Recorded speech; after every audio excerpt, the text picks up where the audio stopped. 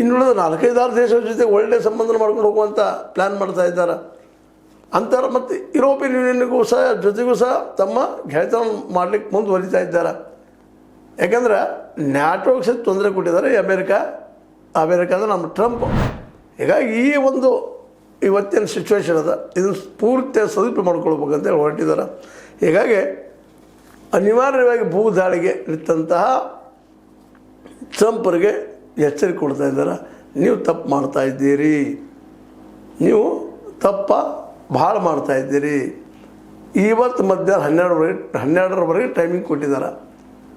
ಅದು ಇರಾನದ 12ರವರೆಗೆ. ಅಷ್ಟರೊಳಗೆ ನೀವು ಹಿಂದೆ ಹೋದ್ರೆ ಸರಿ, ಇಲ್ಲ ನಾವು ದಾಳಿ ರೆಡಿ, ಬನ್ನಿರಿ, ಹೆಂಗೆ ಬರ್ತೀರಿ ಬನ್ನಿರಿ. ಮತ್ತು ಈಗ ನಿಮ್ಮನ್ನು ನಂಬುವುದಿಲ್ಲ ಅಮೇರಿಕನ್ಸನ್ನು. ಈಗ ನೀವು ಯುದ್ಧ ಮಾಡೋದಿಲ್ಲ, ಯುದ್ಧ ವಿರಾಮ ಮಾಡಿದ್ವಿ ಅಂತ ಹೇಳಿದ್ರಿ. ಇವತ್ತು ಭೂ ಸೈನ್ಯವನ್ನು ತಯಾರು ಮಾಡಿ ಬಿಟ್ಟಿದ್ದೀರಿ ನಮ್ಮ ಮೇಲೆ. ನಿಮ್ಗೆ ನಂಬುದು ಹೆಂಗಂತ ನಿಮಗೊಂದು ಸವಲತ್ತು ಕೊಟ್ಟರೆ ನಿಮ್ಮ ಶಕ್ತಿನ ಹೆಚ್ಚು ಮಾಡ್ಕೊಳ್ಳೋಂಥ ಪ್ರಯತ್ನ ಮಾಡ್ತೀರಿ ವಿನಃ ನೀವು ನಿಜವಾಗಿ ಶಾಂತಿಯನ್ನು ಬಯಸೋದಿಲ್ಲ ಅನ್ನೋದು ಇರಾನದ ಸ್ಪಷ್ಟ ಅಭಿಪ್ರಾಯ. ಹೀಗಾಗಿ ಇವತ್ತೇನಾಗಿದೆಪ್ಪ ಅಂತಂದ್ರೆ ಅಮೇರಿಕೆಗೆ ಬಿಸಿ ತುಪ್ಪಾಗಿದೆ.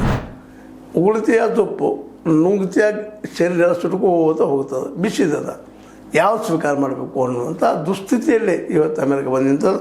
ಅದೇನೋ ಆಗಲಿ, ಒಂದು ವೇಳೆ ಸಪೋಸ್ ಏನಾದರೂ ನಮ್ಮ ಅಮೇರಿಕ ಯುದ್ಧಕ್ಕೆ ಹೇಳಿದ್ರೆ, ಭೂಸೇನೆಯ ಮೂಲಕ ಹೇಳಿದ್ರೆ ನಿಜವಾಗಿ ಇವರು ಭಾಳ ಕಷ್ಟ ಅದ.